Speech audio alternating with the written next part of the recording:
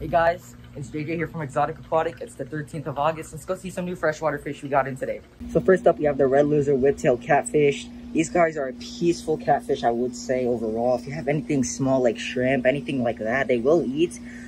They're mostly algae eaters like that. I would say they're plant safe too with most plants. As you see, there's one here on the glass, and there is two on this thing right here. So I'll say at least a 30-gallon would be a good tank for these guys. They get to 4 inches. They do come from the South America.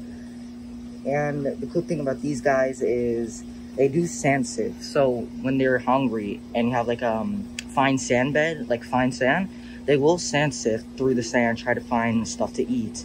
So these guys are a cool little whiptail catfish. As you see right now, they don't have their color because they're small right now. So once they get older, they will get that red on them like they have in their name. So I would definitely come in and check these guys out and give them a nice home so you can grow them out to get that red on them. Still sticking with the catfish here, we have 2 in this tank right now. We have one from Asia and one from South America. The one from South America is this Albino Hoplo Cat. These guys are pretty cool, oddball catfish, I would say. Pretty peaceful, but just like any other catfish, anything that fits in their mouth will be eaten. So we have 2 in this tank, a regular one that's black, you see right there, and an albino one. These guys do get 6 inches, so perfect in a community tank with a bigger fish. I say at least the minimum tank is 55.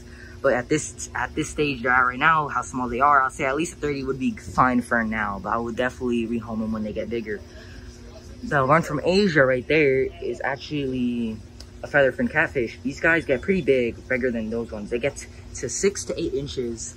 And they do call them featherfin catfish because their dorsal fin gets really big when they get older, and they'll get nice fin extensions. So I at least say maybe a 150 would be perfect max size for this guy. But right now at this stage, I'll keep him at least in a 55 so he can not be stressed out in a small tank. Yeah, so let's go see the next fish we got in. So another oddball fish we have here, I'll try and guess what it is. He's in this cave right here. It's a clown knifefish. So these guys, their origin is from South America. They do get pretty big, even in captivity. I'll say somewhere around 3 feet, something like that. These guys, they do eat anything that fits in their mouth, but I won't say they're typically aggressive because anything that picks on them, they won't fight back. So any big cichlid, something like that, they won't fight back. They'll just let it pick on them. So if you have anything like tetch or stuff like that, they will eat them. So this guy, I'll say he gets pretty big, like I said. So I'll say at least 300, something like that, maybe a pond for this guy. Nice predatory tank, but it's not really aggressive because this guy, he will not do anything about anyone that picks on him. So another thing about this guy, like I said, he is shy. They are nocturnal. They will come out at night for their food. You will have to like kind of spot feed him. He won't compete for food with other fish, so you have to kind of go down where he stays and give him the food straight to him. Yeah, he's a pretty cool oddball fish. Definitely come check him out if you have a big enough tank. So this is the last tank I want to talk about for today, but there's multiple fish I want to talk about in here.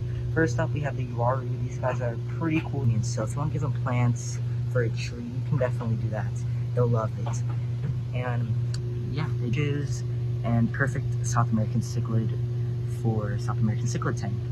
Next up, we have another South American cichlid, is a Discus. People say these guys are pretty hard to take care of, but if you don't keep up with your water change, that's why they say it's hard. But if you do, and right now it's just this pretty blue one. But if you want a Pacific color, we can try and get you a Pacific color. And last but not least, we have a Jiofiga Swiney.